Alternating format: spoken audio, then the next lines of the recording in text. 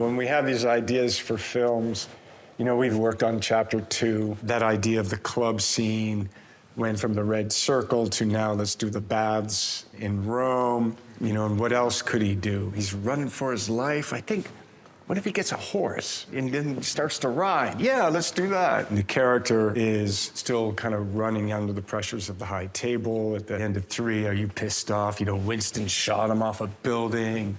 He's excommunicado.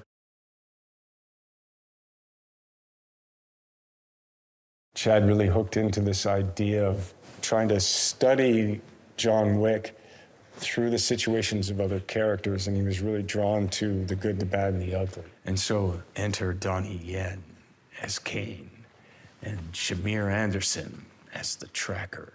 We have Hiroyuki Sanada, who I worked with on 47 Ronin. He has a daughter who's working with him, and that's the incomparable Rina Sawayama. And then the antagonist of the piece, the Marquis, Bill Skarsgård. You're kind of following their stories as they're trying to get John Wick, and Kane and John Wick have a past. The tracker is kind of a younger character who's kind of outside of it, who's not an assassin, but then takes a deal to force to become an assassin, and these characters come after John, and then there's moments where we have to work together against the table. So that dynamic is a way of opening up the world. Who are these other characters that exist in this world? And then how do they interact with John, and how does John interact with them?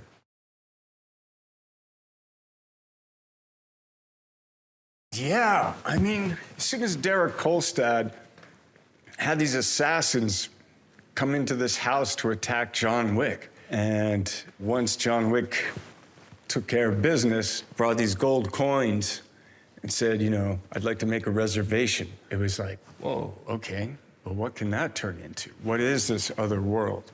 And it's been a wonderful pleasure to come up with things, you know, what are these rules? And at the base of that, too, is Chad's belief that the more kind of ceremony that we can present with the high table is good to elevate them, because we don't want to show the faces. Like, we don't want to do like, here's a table and there's 12 of them and they're all sitting like, no, you don't see them. You never see them. But I think we can all relate to the idea of them.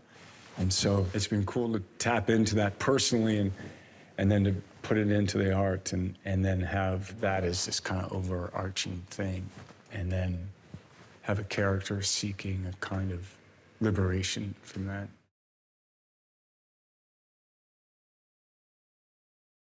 We wanted to bring the muscle cars back. They found this cool Barracuda, so now it's like smashing people, hitting people, getting on it, throwing them off with like little 180s and sending them off. And then there was the drift around the car shooting at people. Then we were doing like 3 lanes of traffic, and so there's gunfights within traffic, and then some judo, and then there's dog hits. We can talk about the dogs later, and then, or talk about the dogs. Back from chapter 3, but now painted in here in chapter 4 with Andrew, the dog master. The training went longer than 3 months, and it was 5 days a week, 4 hours a day. So it was a 2-hour morning session, lunch, 2-hour afternoon session. And for me, it's just been awesome to work with these stunt people and just have what they shared with us was the affection that they have for the John Wick films. Because John Wick action is a little different. It's a lot. Because Chad wants reality, he wants Rex, he wants it to feel real. He wants the beautiful violence. And so do we, and so do they. But all of these people have just really taken care of me.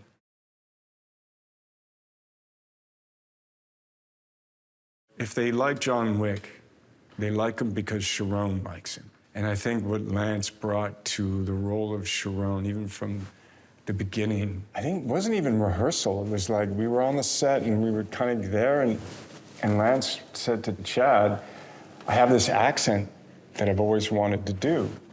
Chad was like, let's hear it. And so he did it, and then Chad was like, okay. And Lance was like, really? He's like, yeah. And so Sharon was born.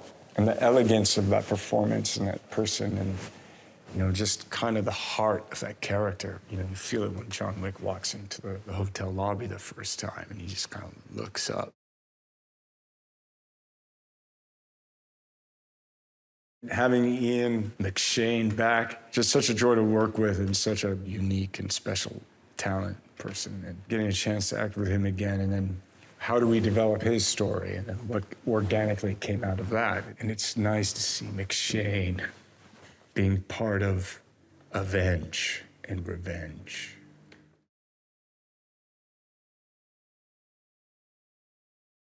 The incredible Lawrence Fishburne as the Bowery King, where I had safe harbor.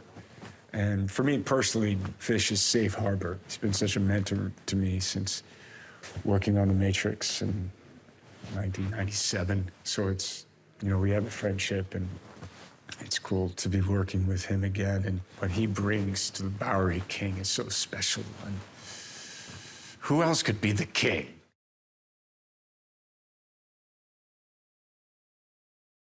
He's extraordinary in the sense of how he's grown, how he matriculates all of his inspirations and his knowledge and his practicality. So to me, he's the director. He's also got a great hand and ear for script and for production. He knows how movies get made. And here, being on chapter 4, you know, I say these John Wick films for Chad and I are like we prepare a meal. We're the chefs, and he's the head chef. I'm a sous chef, and then we find the ingredients. We're putting it together.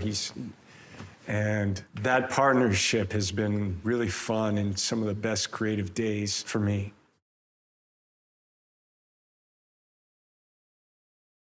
If you enjoy the world building of the John Wicks, then we have a lot of fun stuff in store. We have new characters, new levels of action for John Wick action, the production design, the scale, the scope, a lot of big rooms, high ceilings. We're in Berlin, we're in Paris.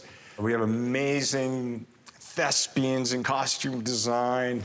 There's other themes that are coming back from all of different versions of all of the films. So there's stuff that you can recognize, and then there's new things.